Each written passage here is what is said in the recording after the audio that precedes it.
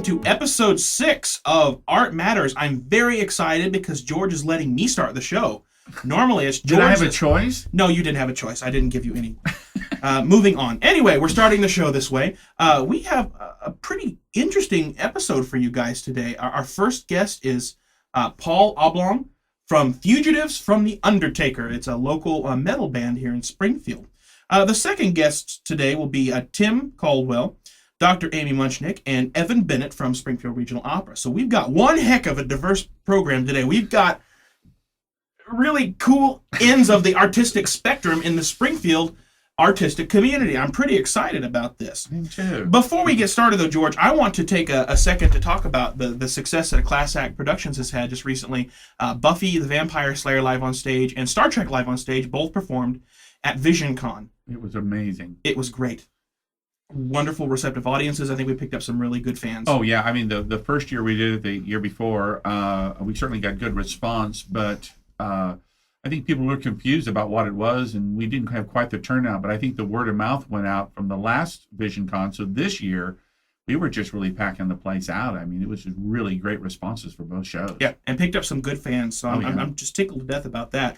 Before we move into our first guest, I'd like to talk about some upcoming productions in the Springfield You're not area. going to talk about the Mojo Party at VisionCon? I don't. That was an experience. Oh boy. Okay, here's the thing. They have this party at Vision. Have you ever been to VisionCon? Are you a sci-fi fan? Okay. Well, I'm a sci-fi fan, yeah. But... Well, they have this thing called a Mojo Party where they make these really interesting concoctions of alcoholic beverages to consume. And so somebody... It's a tasting party. Yeah, it's more like a cult, really. It was like some kind of cultic communion. Mm-hmm. But they said, you need to buy this pass and you get into the party. I'm like, okay, sounds good. Well, they crammed me and George and about 70 other people into this double-wide hotel room over there. And lined up sort of like church. Yeah. And, 14 shots later, George and I are trying to get out of the... I don't want to talk about it anymore, George. That was enough. It was crazy. Every one of them was green, I think. It was... All right. Moving on. All right. Hey, you got me all flustered now, George Cron. Here are some upcoming productions in the Springfield area. Springfield Regional Opera Lyric Theater presents Verdi's legendary opera La Traviata at the Gilloy's Theater March 15th and 17th. Now, this production is directed by my good buddy, Jeff Carney. Everybody knows Jeff Carney. I've been in a play with him. Incidentally, Jeff is going to be guest starring as Trelane in September's episode of Star Trek Live on Stage. Hint, hint. Anyway, and he's the director of the show, and he's updating the story from the mid-1800s to 1920s Paris. Oh, wow. It should be pretty fantastic. It's going to be fun. Call 417-863-1960 or visit srolyrictheater.org. Now, coming to the Canvas Art Gallery, it's Springfield Contemporary Theater's first production outside of the Vandervoort, I believe. Am I correct on this? I believe that's true. The Good Body at the Canvas Art Gallery, April 5th through the 14th. Now, to get more information, please call 831-8001 or visit vctheater.com. Now, coming up from a Class Act Productions, we have, hopefully, in this May, Jaws. That's right. I'm looking forward to Jaws. Why don't you talk a little bit about that for a second, George? Well, we've got Mike Frizzell, the writer for our Star Trek and Buffy shows currently, who does an amazing job with that, has agreed upon my idea of doing a parody of Jaws the movie. So if you've seen any of the parodies of Star Trek and Buffy, it will be very similar to that, but we're extending our commitment to being completely off book. So this is going to be a true... freedom of expression of the movie Jaws and our particular twist on it. And his brother David, I was just getting ready to ask. Yeah, is working on our shark. David Frizzell, I did not know this, is pretty much a world-renowned sculptor and artist. Yes, he is. I feel very honored that he's taking the time to build this shark for us because I think it's going to be quite amazing. So you got to come see Jaws, if nothing else, to see David Frizzell's shark that he's making. All right. Also coming up that'll be in the 1st of May. First part of May. Also coming up, I believe this May from a Class Act Productions, a joint thing you've got going with Marvin Murphy. Yes, I'll have that come across the screen on our YouTube. I'll have all that information. But yes, at the end of May and the very 1st of June, Class Act Productions is co-producing with Marvin Murphy an opera workshop I don't know if you call it a workshop. I'm not sure what we're calling it. It's a scaled down opera where we will have all the songs done, but instead of doing a complete blocking stage version, Semi-staged. yeah, we'll have instead of a semi-stage with a narrator explaining exactly what's going on during the opera to make this accessible to as many people as possible. It's a pretty interesting concept. Yeah, it's going to be very interesting, and Edgar is sort of a controversial opera of Puccini, so. All right, and also from a Class Act Productions, we do not want to forget Star Trek Live on Stage and Buffy Live on Stage. Always every third Saturday of the month.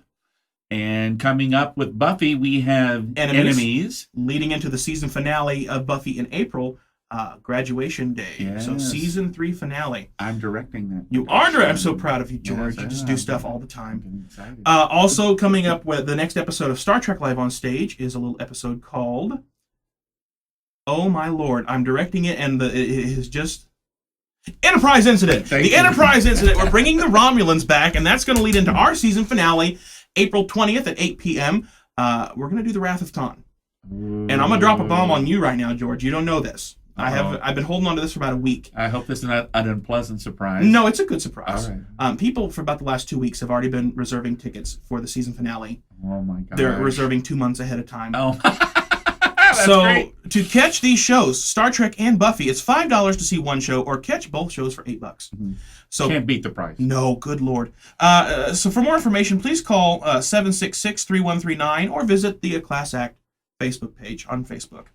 Now, one more thing from me. As always, you can catch me at Pythian Castle the second and third Friday of every month with our haunted history tours. Come tour Missouri's most haunted castle, and certainly one of the most haunted buildings in the entire Midwest. And starting on March the 9th, from 8 p.m. to 1 a.m., I'm hosting a 5-hour paranormal investigation, complete with laser grids, World War II news bulletins, spirit boxes, music from the era, EMF detectors, and a briefing beforehand. For more information, please call 417-865-1464 or visit www.pythiancastle.com. George, it's a lot of stuff. And as I always say, if you can't find something fun to do at any given time in Springfield, you're not looking hard enough. That's right. Well, our first guest today is Paul Oblong of Fugitives of the Undertaker. Thank you, Paul, for coming in today. Well, thank you for having me. Now, you are, your group is a metal. Yeah, we call it retro metal because we go back to something like the 60s blues bands, like the proto metal, stuff that came out about the time or just before Black Sabbath, bands like maybe Blue Cheer. Steppenwolf could be in there a little bit. Okay. Iron Butterfly. I even know who these guys are. So. You know Blue Yeah. Cheer? That one I don't know. Oh, Okay. So, would you say that these guys you just mentioned are your inspirations? Anything that I've ever listened to more than once on purpose would be something that's an inspiration, most definitely. All right, very good. I used to work downtown for several years, so there's a lot of things I heard repeatedly, but so I have to say that I intentionally listened to. All right, very good. So you call it proto metal, or Well, we say retro metal because we're going back for kind of a more vintage sound. Just a little bit of dirt, a little bit of grit. Not trying to be real refined or use super clean effects or be trendy or anything people like that. they use technology to dumb down the music anymore when they edit it out, and you lose. That's why records sound so much better, because you hear the imperfections and you hear just the simplicity of organic. Actually, Yes. all three of us, if we buy anything, we buy it on record. So I mean, we're all about just going back to that old sound, because just because somebody came up with a new idea doesn't mean that idea, that era, was exhausted. So there's so many things there that we can pull out, and we can add other inspirations from different genres or subgenres that have cropped up in the meantime. So it's just kind of a conglomeration of all these things. Okay, so you talk about three of you. Let's talk about the other people in your group. You're obviously Paul Oblong. Yeah, I am. And it originally started, it was just me and our bass player, Thomas Cook. And he actually kind of went through all the instruments. It started out, we were living together as roommates. And he had a drum set that somebody had lent to him. And he just started playing on it. We came up with some of the songs. And it was just something we did for fun, because we had other projects at the time. We just did it because we were living together. And then later that year, this would have been 2009, he and I and our drummer, Robert Bailey, we did a Misfits tribute show for Halloween, which is something that we have done every year for like the last 5 or 6 years. At that point, Thomas was on guitar and we had another bass player. And then right after that, we decided to just be a 3-piece, because we didn't really like the way that it was working as a 4-piece. So Thomas switched to bass, which is the instrument he actually started on back in high school. And we have different tastes in music, but we have enough things in common that it kind of creates that common ground. We have all these different ideas that we can kind of add on to. We have the old kind of bluesy heavy metal sound, but we listen to completely different stuff. Mm-hmm. We've been in other different bands at the same time. Okay, let's talk about you personally. What about metal or heavy metal appeals to you? I mean, what clinches it for you there? I think there's a lot of room for artistry. Okay, honestly. let's elaborate just a little bit, because we've never had a metal band on the show before. No. I'm fascinated. So explain, because like a lot of people, opera, they just can't grasp it because they don't know it. Mm-hmm. See if you can break it down about what it is.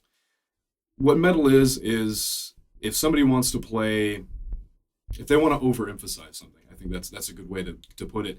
And you can see that in the fact that there are so many subgenres in heavy metal. I mean, there's literally subgenres. I mean, there's a genre for pirate metal, which is a subgenre of folk metal, which is a subgenre of Scandinavian metal, which is a subgenre of like newer heavy metal from like the 80s, and that all derives from like Iron Maiden and stuff like that. So people will grab it and they're like, you know what? I want to completely reimagine this. It's like every time a new band comes out, it's like, what if every year the same movie was done?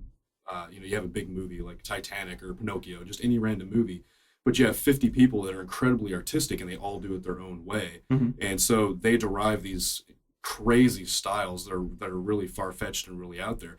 But if you look at like pop music, they all try to be as similar as Mm-hmm. possible. I mean, some of that is derived from the fact that most of them don't write their own music. You got one guy that does everything. A lot of their music, I know it was actually popular in Europe, and I think it kind of died off with Milli Vanilli, but there was it was actually convention for like popular music, disco music, where somebody would write it and record it in the studio, and the people on stage were just dancers. They would go out to clubs and find dancers. So you'd have this old, grizzled dude that was in the studio recording this entire thing himself, but then you had all these people that went up there on stage. There were a lot of bands that did like Genghis Khan and Boney M. Boney M was a big one. The same guy that recorded all the Boney M stuff, he went on and did Milli Vanilli, and then we all know what happened to them. Right. But it's the exact opposit of that. Everybody tries to be as different as possible with heavy metal music. Tries to outdo each other. It's a friendly competition, and you're trying to, you have the musicians that can play really fast or compose really crazy stuff. They're just trying to push the limits. Okay, that's In your face kind of music. Yeah. That's kind of a neat way to look at it. Yeah. We've got about a minute left in this segment, and what I'd like to do, after this minute, we're going to go into break, and we're going to play a clip from a song of yours called "All Fear the Space Behemoth." Did you write this song? Yes. Okay. Yes. Tell us about this song. This song, well, it started out as a warm up. We just started playing together to do a sound check, and it evolved into this song. And I'd seen an episode of Futurama, and I think it was. I don't think All Fear the Space Behemoth was exactly what Leela said. It was the episode where they find the other Planet Express ship, and there's this cosmic space whale. So I just decided to yell, "All Fear the Space Behemoth," and we just started jamming. And we got off stage. It was just a sound check. It was no structure to it. And everybody came up and were like, "Man, that new song is just amazing." And we're like, "Well, I guess we should try and do that again." Inspired by Futurama. Mm-hmm. Well, ladies and gentlemen, we're going to go into break, and here is a clip from "All Fear the Space Behemoth" by Fugitives from the Undertaker. Now, when we come back, we're going to continue our conversation. We're going to talk about their favorite song, what the music means to them, and some upcoming performances. You're listening to Art Matters, recorded at the Creamery Art Center. We'll be right back. Not enough energy for our tail deflectors. Roger. Jack, let's go. Anything I can do? You can learn how to use our weapons. All fear the space behemoth!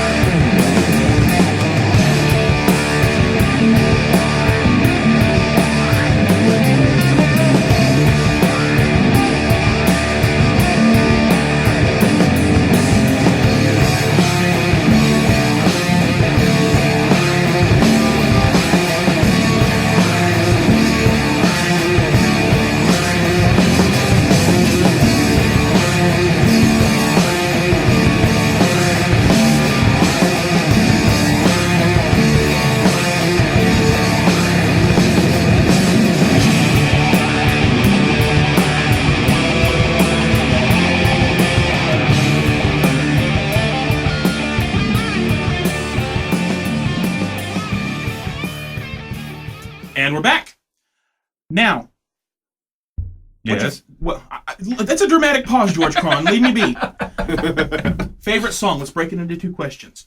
Do you have a favorite song personally to you of any song in the world, other artist, your own song? Not really. I'm constantly discovering new stuff. So it's, You're always learning. yeah, always learning. There's so much stuff out there. I don't think I'm ever gonna find it all. So it's whatever I'd probably listen to last. So, Okay. Now, what about something you've written? Is there a song that means just so much to you that comes from your heart? There is. It's music that we actually haven't recorded yet. It's an entire album of music called "The Highs and Lows of Icarus Jones." It was something that I wrote. I was going through kind of a rough time a couple of years ago, and I just decided, hey, instead of acting out, I'm just going to write music. I'd never actually done that before. I was feeling bad, so it's kind of this. It's the progress of events over a night. When there's two characters we have a kind of a shared universe that all of our songs exist in, and it's just this very kind of space opera evening. It's kind of hard to explain without getting into details and spending half an hour telling you about it. But Does it have a particular theme? It's like a lost love. There's these two lovers and they have to separate for a little bit. One of them is the Princess of Mars. One of them is a World War II fighter pilot that rescued her when her ship crashed. Very sci-fi. They fall in love, and she, her father has died. She has to go back and rule Mars, and she promises to come back. Well, she's pregnant. She's scared. She's just like, well, I have to go back and. I have to rule my planet. It's but like really, an opera, really, isn't it? she wants to be with him. Like So she breaks his heart right at the beginning. Well, he decides he's like, oh, I can't deal with this. So he drives off. The next song is her wondering about where he is. His name is Icarus Jones. Comes from the second song where she's like, I don't care where you've gone, just please don't fly into the sun. Referencing the classical Icarus. Yeah. And it keeps moving on. He decides he's just gonna get drunk and fly his airplane and land wherever he can land his plane, and he's getting real drunk. And there's a song called Mephistopheles, methyl alcohol, Mephistopheles, where he drinks so much that his inner demons kind of start coming out, and they show themselves as this demon. And then he realizes that he didn't fill up his plane before he took off because he was already drunk when he got on his plane. He crashes in the ocean, and then it goes into another song called 10,000 Beasts, where he's just floating there in the ocean, and there's the phantoms of all of his demons are just circling him, and it's a very, very slow song. And what happens is he actually ends up dying in the end. He ends up drowning, and there's a song where he's hallucinating as he's sinking to the bottom of the ocean, and then it comes back to her. The whole thing starts with her and ends with her, where she's wondering, I don't think he's ever going to come back. She gets this this sick feeling in her stomach, and I added on a song later. It's actually like I think it's like the Phantom Rider or something is what they'll call it. I think it goes back to like the Civil War, where a young man goes to war and he takes a token, like a handkerchief or something. A missive. Yeah, and but he dies, but she doesn't know about it, and he comes back and he gives it back to her, and then her dad's like, that's impossible. He's been dead for 5 years or whatever. It's one of those things where his ghost comes back to her one night because she's been depressed for 5 or 6 years, comes back to say, I'm sorry, to have closure, and then he just disappears in the morning. Geez, this ought to be staged. I'm just saying. Yeah. Paul, have you ever heard of the Ring Cycle, Wagner? It's like a 16-hour long opera. You just described something that could be staged and put on screen or on. Yeah, I have a pretty extensive collection of stories. I've actually started writing an entire Bible of the universe. I've been working on it about 4 years now. It's just a massive science fiction universe based on a couple of like, I wouldn't necessarily call them theories. Let's say categories that I've come up with, ways that you can put stories together. Because really, most stories out there are just inspired by something else. So they could really, if you apply the mechanism of the telephone game to the way that these stories are written, if one person tells it to the next person, well, then that next book that is written that is similar is just that other person's interpretation. So really, it's all based on the same thing. So you can whittle down all of science fiction that exists in our world. I mean, there's other things like the Matrix, which exist in the future, and some weird twisted thing has happened in a dystopic future. But everything that exists in our world, supposedly, even comic books can all be whittled down to just a few characters, some archetypes, some archetropes. I can see that. And so mythic. we've taken that basic idea, kind of resituated it a little bit, and that's our universe, and all these stories are within it. Well, the clock's ticking, but I just want to say that, maybe at some point we should talk about trying to put something like that, stage it. We've actually, one thing that we want to do this year is we want to do an old-time radio show. You're looking at a producer right Yeah. there that has, Yeah, we'll have to talk. We should. I Sounds think it's something that interesting. can happen. Yeah. Cool. What I want to say, you've told us some amazing stories just now, and all of this is contained in your music. Yep. So, guys, I'm one of the worst about having a closed mind about learning new kinds of things and experiencing new kinds of music. I like you anyhow. Oh, thanks, George. But I gotta say, you got me wanting to listen to your stuff. Yeah, And it's everybody tends to get addicted to it. That's why I said, I know the story, so I can listen to the song. I'm like, oh crap, that's what he's saying. And a lot of times we'll show up someplace where the bands there don't know who we are, and they put us on first, and then they're like, man, we've kind of accidentally stepped on some toes a few times. So I'd like to apologize to anybody listening that we've done that too. Well, I kind of had my brain opened up a little bit here in the last few minutes, George. Wow. That's kind of neat. Is that echo I'm hearing? Shut it. Ladies and gentlemen. Okay, so do you have any gigs coming up that we can let people know about? Yes, we do have. We've got 3 gigs that I do want to promote. We're going to play at the Outland Bar, and that's the downstairs bar, on March 16th with Astro Baron, who is they're very similar to us. So if you like us or like them, you're going to like the other one. And of course, Knife Death. They're like the big metal act around here. Everybody knows Knife Death. You know the address at the Outlands? Just It's on South Street. It's a block south of the square. I can't remember the exact address. It's in the 300 block. And then we're going to be playing April 13th. We're going to be playing an all-day event. We should be on around, I think, 4 or 5. We haven't confirmed the times. We're going to try and do a dinner time thing. This is going to be at Lindbergh's, which is up on Commercial Street. Campbell and Commercial. It is a benefit for the care shelter. We're doing it through Zero Youth Records. Our friend Matt Oldenburg, he's the one that puts that on. He's helped us out a lot. He does a lot of things for charity. Zero Youth is something to check out if you're into charities. They do a lot of drives and stuff like that. A lot of times you can just bring clothes or canned foods or something to get into a show. So that's going to be an all-day event, 10 different bands, donations at the door. And then the big show that we have, which we got through, we actually share a PR person with Michael Graves of the Misfits. And she's booked us. We're going to be opening for Michael Graves at the Outland Ballroom. Now that's upstairs. That's upstairs in the same building as the Outland Bar, again on South Street. And it'll be us, and then Big Damn Heroes, which I believe they were actually at VisionCon, or at least a couple of members were. Yeah. They're kind of an outlaw country band. A bunch of our friends are in that. And then They were at the Mojo party. I remember that. I think I heard some stories about that. I don't want to talk about it anymore. Then we've got Dead Dick Hammer. He's horror Billy, but he's kind of like heavy. Excuse me, hold on. Horror Billy? Horror Billy. It's like rockabilly. yeah. But he has like makeup and stuff, and it's horror themed. I'd like to see that. It's part rockabilly, part the Misfits kind of. But I like rockabilly. Maybe we can get I'm like a a big group from a Rockabilly class fan. act to come out and watch your next show. yeah, this is good. This one's going to be kind of a grab bag of everything. And then Michael Graves will of course be closing his own show. He was with the Misfits, and he broke off and he did kind of his own solo thing for a while. And this is him doing something new. He's with a rock band touring with his album Vagabond, which I think is released. If it's not released already, it's getting ready to be released here in a week or 2. I think it might actually be this week. I can't remember. I probably should have checked with Lori on that. Well, Paul, I gotta say, this has just been fantastic. Well, I didn't know what to expect, so thank you so much. Ladies and gentlemen, the band's name is Fugitives from the Undertaker. Make sure to follow them on Facebook so you can keep up with performance dates. Now, Paul, are there any other ways that fans can find you on the old interwebs? Well, if you want to go specifically to a site other than Googling us, because I think we are like the first 2 pages on Google if you Google the name. We've got a Reverb Nation, a Bandcamp, which you can donate to us on that. SoundCloud.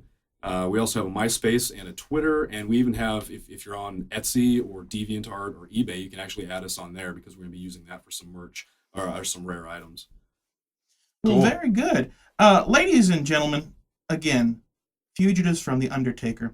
We're going to go into a break, and when we come back, we'll have in studio with us Tim Caldwell, Dr. Amy Muchnik, and Evan Bennett of Springfield Regional Opera Lyric Theater. And we're going to chat about some exciting things happening with SRO. Thank you for listening to Art Matters. We'll be right back.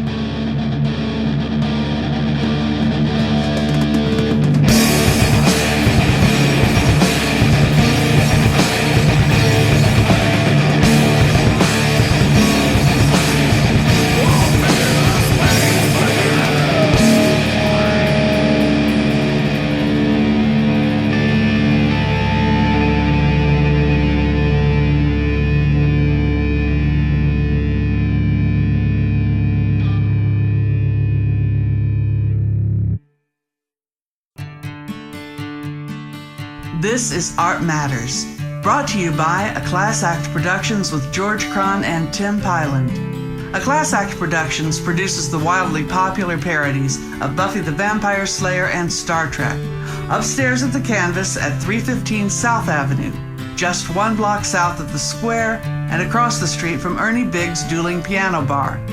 Every third Saturday of the month, you can see our Star Trek parody at 8 p.m. and Buffy the Vampire Slayer at 10 p.m.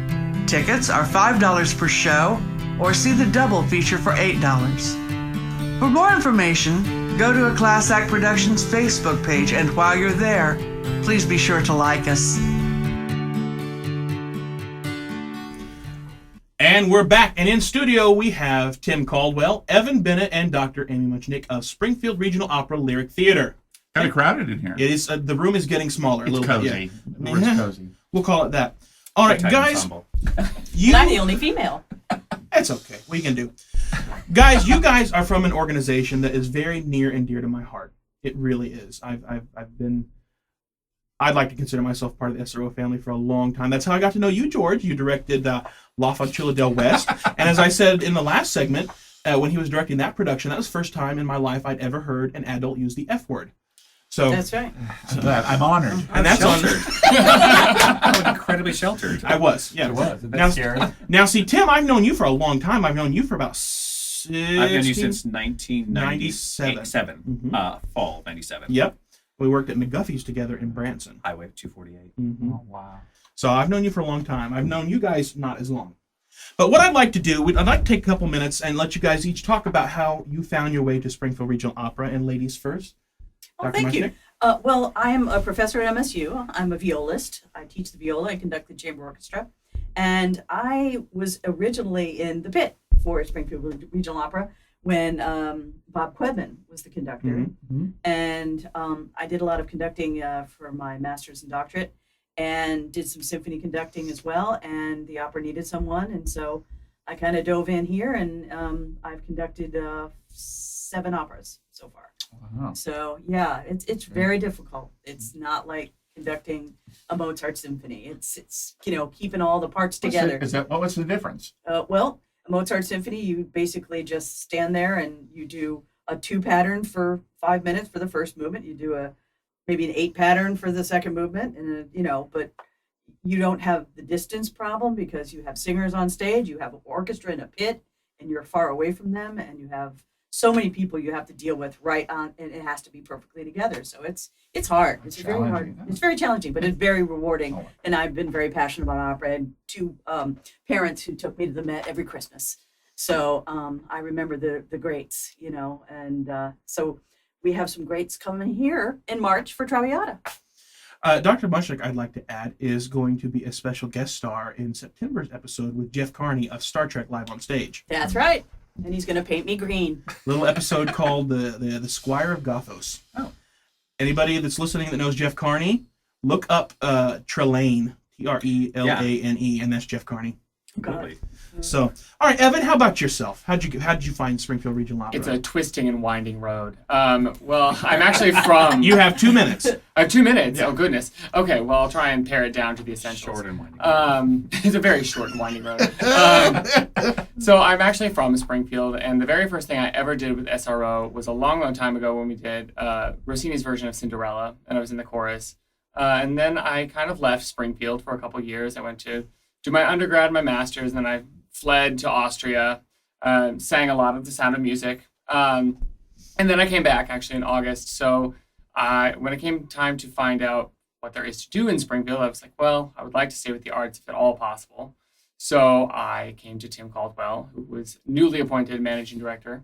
And I was like, okay, I need something to do with the opera. And he's like, okay, well, you can be an intern. And I was like, does that pay? And he's like, no. So, so I was like, okay. But I did it anyway. And I've been having a great time ever since. And the first real project we did was Operazzi. So we'll talk about that later. Mm-hmm.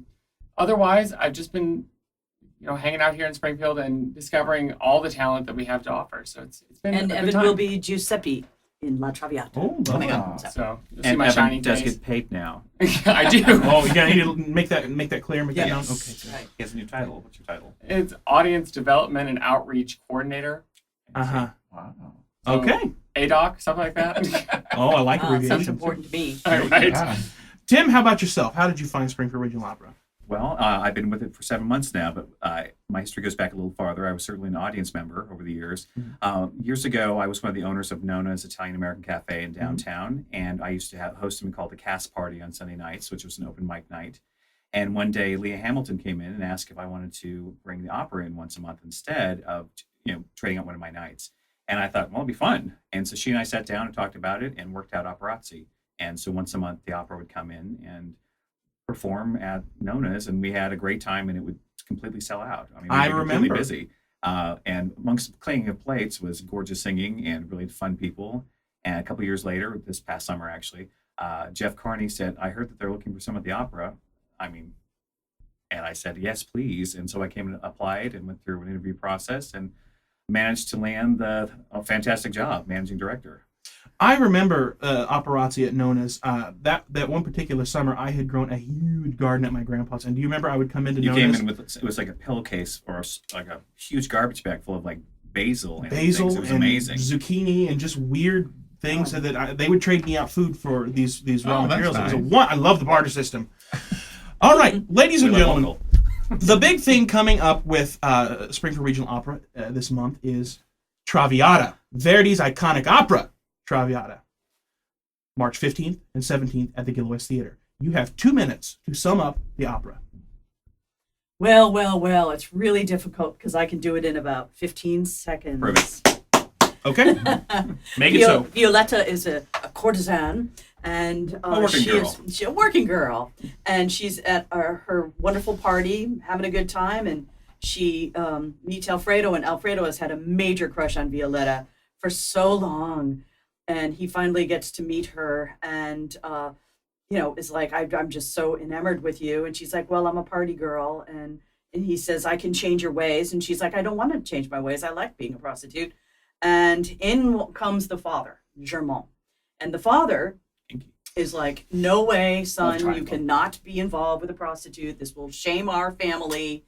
And by the time we get back around to Act 3 and 4, we know she's sick. We know she's going to die. And Alfredo's right there. And she passes from consumption. It's always consumption back then.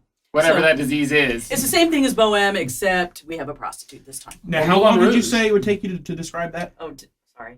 How long did you say it would 15 take? seconds. Okay. 30, Oh, sorry. It was 50. Oh, sorry. She has Well, a she was- doctoral degree. She was she was interrupted. They broke hers. That's true. It's your fault. 15. You Man win. meets woman, woman gets sick, woman dies. There you go. Lovely.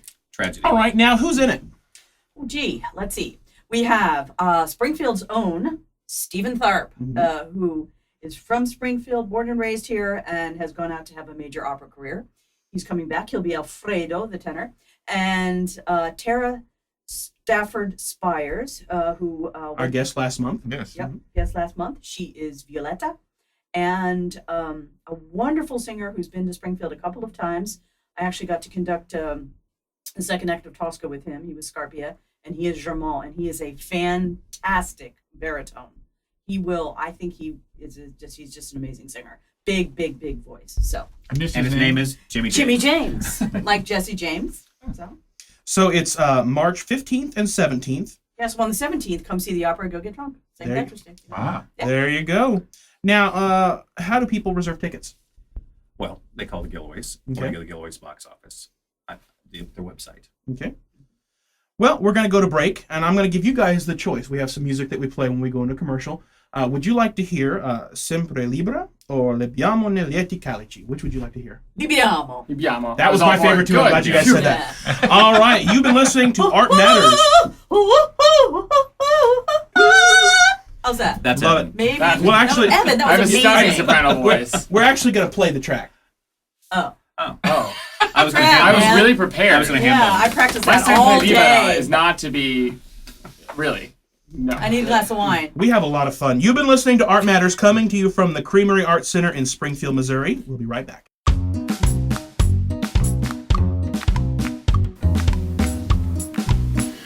You're listening to Art Matters, and this is Tim Pyland. We had planned to play you a clip from Lebbiamo nei lieti calici from Verdi's legendary opera La Traviata. But in speaking with George, we kind of decided we didn't want to get sued for violating ASCAP, and I don't want to have to learn how to make a homemade shiv out of my toothbrush. But we do urge you to buy the album, download it from iTunes, and make sure you support Springfield Regional Opera Lyric Theater this March, on March 15th and 17th, as they put up this beautiful piece.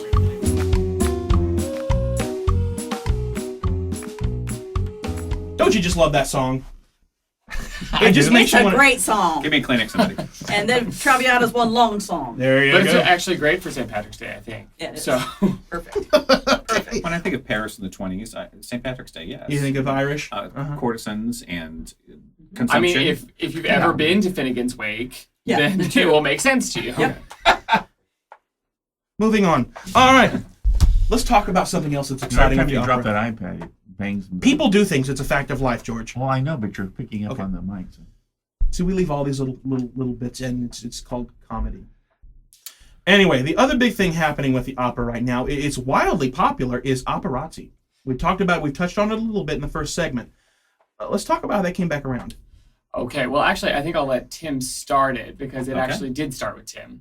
Well, like I said, we did that known as once a month. We did it for a couple of years. It was very popular. And when I came into this position, I thought we should do something that gives back to the community and also works with other arts organizations. And so we can have like a cross-pollination of music and arts and interest.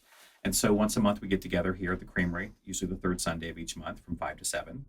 And we do an open mic, but we don't use a microphone because we're the opera. And we do jazz, musical theater, and opera. And we do it here in the Art Gallery, here at the Exhibition Hall at the Creamery Art Center. The first one you did It was was October. okay. And we usually have Ryan Hunt on piano. He's amazing. If you come with your sheet music and your key, he could pretty much play anything. He's just an incredible artist. The first one I went back that I went to was in December, the Christmas one. It was a great one. Oh, it was so great. I had just come out of a season of doing Christmas shows over at the castle, and I didn't want to go to another Christmas show. But it wasn't a Christmas show. It's not even really a show. I mean, it is, kind of, sort of, in a way. But we were singing here, and it was this wonderful. The whole crowd sang along. It was a wonderful, wonderful experience. And let's not forget the cupcakes. Yeah. There were They a got me multitude hooked of on the cup. cupcakes. Cupcakes, I know. wine. My gosh, I had one and then went back and tried the other two. the way you have to do it. I've since frequented the cup, and every time I go in there, I'm like, the opera is why I'm here. The opera is why I'm buying these 6 cupcakes. I'm not going to Keep eat them telling all me right that. now, but the opera is why I'm buying these cupcakes. I'm like that with beer and wine that we serve, and the There you go. Operazzi blend coffee we get from the Mud House. And we also get food and savories from all over. Yeah, what's coming up next? We have the Bistro Market doing Irish Car Bomb cupcakes this coming Friday. And we also have Face palm. I know, face it's hard. palm. Okay. But Mama Jean's is doing the savory this time. Okay. So We've we'll have had a little bit T-bone of that. bites. We've had Ophelia's doing tapas. Yeah. Mm-hmm. We've had Jennifer. Jennifer Yeah, Livingston the Smith, traveling chef. We've came had, in. That was wonderful. and what else do we have coming up? We have Amy Cakes is coming up in April, along with Ophelia's again. We've got the Candy House and Elle's Patisserie. Candy House, Elle's Patisserie, and the Buzz is in You May. are mentioning some fantastic products, some fantastic stuff. How much does it cost to get all this wonderful stuff? How much does it cost? It's actually free. Ah. I know. We It's encourage free. donations. We do encourage donations. so that we can keep this going on. It's a free event, and we want to keep it free. You're telling me that people can come to the Creamery Arts Center, usually on the third Sunday of every month from 5 to 7, listen to some of the area's best musicians And me. and Tim Caldwell, and eat and drink for free Yes. Yes. with Yes. donations encouraged. But I have to say, so when Tim talked about starting it, he was like, well, we used to do this thing. I was like, oh, yeah, I think I went to that once. He was like, well, we may not have this isn't part of the budget. So I was like, okay. So what do we do for food or any of those things that make it an event? So, we've been very, very lucky that the community has really supported us, and they continue to. So we're incredibly fortunate to know all of these local business owners and to keep discovering them. And I think that's the best thing. It's kind of reciprocity because they get to be seen, and the crowd gets larger and larger every time. And About 120 people. You can't find a seat if you come late. Yeah. last time we actually couldn't find any more chairs. There was a problem. We stripped the entire building of chairs. How funny. We also have private donations, and that's what keeps it going. I mean, we do get help from, of course, these restaurants and the alcohol and coffee and tea and everything else, but it's because of donations that we keep going each month. So we got donations last month, so we're going to have another one this month. Exactly. About a month ago, I called Tim and said, I would like to bring out David Greathouse. Now, anyone that's been to the Star Trek show or a lot of the Class Act stuff, David Greathouse is a wonderful singer-songwriter. And I said, it's not opera and it's not really musical theater, but I'd love you to hear David. And he came and sang a song called Yellow Pages and Purple Pansies about his grandma when they were cleaning her house after a funeral. And The craft room. Yes. And people cried. I looked around the room. I thought, what's going to happen here? I wasn't sure what to expect because he's quite a character. And his song was incredibly touching. And I looked around the room and saw people who were opera fans welling up because it was such a well-written, well-crafted song. The diversity, I think, is what's the most amazing thing that we see every month. It keeps growing. So we have opera, of course, that's what we do, but we have people who perform all over the city in different genres, singer-songwriters. We've had a lot of musical theater, but we've People had who just like to sing. Yeah. You know, and we all know it makes us feel good.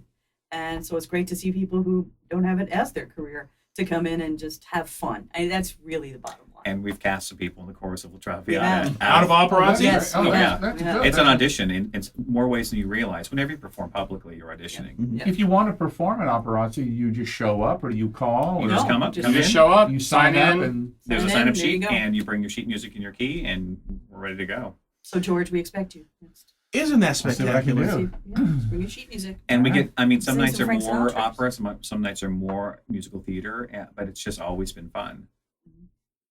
That's so great. It's just, we talked about a little bit in the last segment about how wonderful our arts community is in Springfield and how Fantastic. unusual it is to have such a big and vibrant arts community in a town as really small as Springfield is. I agree completely. And actually, that's one of the things I've been happiest about coming back after being gone for 9 years or so. It just keeps growing. And I think that's really exciting to see because the arts, you know, in times of recession are the first thing to get cut. So it's been great to see that the arts are still vibrant, healthy, and very much alive here in Springfield, even with the economic downturn for the last, 4 years? So it's getting better. It's coming back. It's getting better. Coming back. So what else is coming from Springfield Regional Opera Lyric Theater in the next coming months? Oh, that's for me. Well, It's we've got a definitely couple for things you. coming up. We've got a fundraiser with our Springfield Regional Opera Guild called Singing in the Rain. It's going to be at Hickory Hills Country Club, and it's on April 4th. We do like a parasol umbrella fashion show, and Jeff Carney will be singing at it. We have Café des Artistes, which is April 26th here at the Creamery Arts Center. It's kind of the culmination of working with the young artists over the year. And we're doing, I think, Divas and Decadence. We're kind of focusing on the Weimar Republic and the 30 songs with edgy, fun, sexy stuff. And then what's next? After that would be June 8th. We're doing Playing Favorites, which is a cabaret show with Jeff Carney and Carol Reinert. We're mixing it up a little bit this year and doing Playing Favorites Sondheim. And I'm being added to the mix for comic relief, apparently. And Lee Hamilton will be singing as well. wonderful. Great. Let's we've got about a minute and a half left. I'd like to talk about the Young Artist Program. I don't think that program gets enough publicity for the things that it has done in the last. How long has the program been going on? Oh, gosh. Oh, a very long time. Very long. I would say. Over a decade. I mean, Over I a was in decade. it back in 2001 or 2002. Yeah. Oh yeah, it's been Over going a on at decade. least at least 10 years, but I would assume even longer. Yeah. So It's a wonderful opportunity for young singers, college students.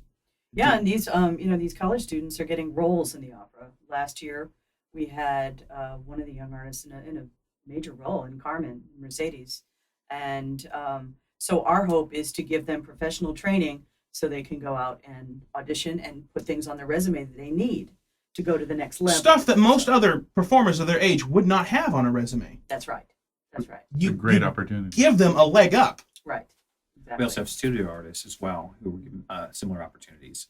You know, because we usually do 4 young artists each year, and we've done this year. I think we've got 4 studio artists as well, and their ages go over from high school to grown-ups like myself. There's one young artist, a studio artist this year.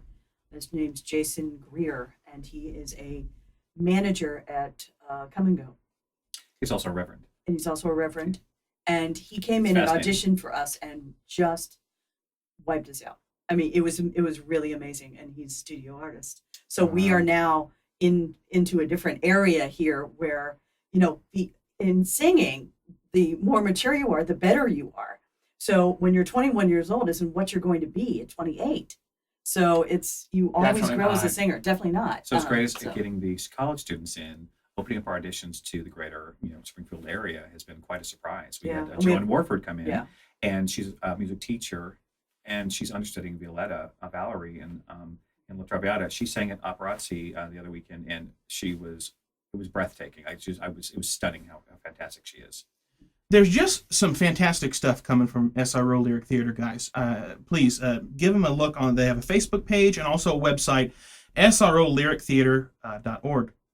Dr. Muchnik, Tim, Evan, thank you so much for being here today. Thank you Thank very much. you. See you all. Thank you. And we'll have this will be available on YouTube. The podcast will be on YouTube. We can post links on the Facebook pages. You can Perfect. put it on your Yes. website, and they'll just click and listen to the episode. Wonderful. I've got one more little segment that I love. It's my personal favorite segment. You all want to have fuzzy thoughts, words of wisdom, whatever you want to call it. George is not a fan of this segment, but Fuzzy thoughts. come on, who doesn't like words of wisdom? Just warm, fuzzy feelings, right? Okay. Okay. And so this, so just give me your opinion. I mean, I'm nervous here. Don't be nervous. It's I'm okay. schwitzing. Is it a word association? No. It's just a saying. Good. I don't want you to hear that bad word again. No, it's a saying. Okay. When you're down and out, and you think nobody cares if you're alive, try missing a couple car payments. Oh. Right? At first, I thought you were Okay. giving us the lyrics to the theme from Cheers. And then it was a Long and Winding Road or something. Isn't it?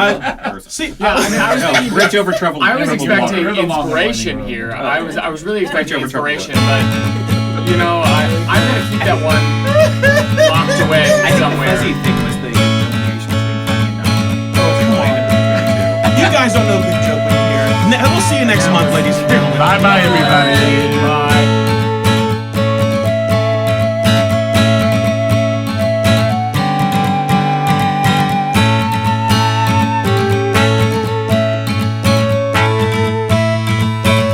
Art Matters is brought to you by A Class Act Productions.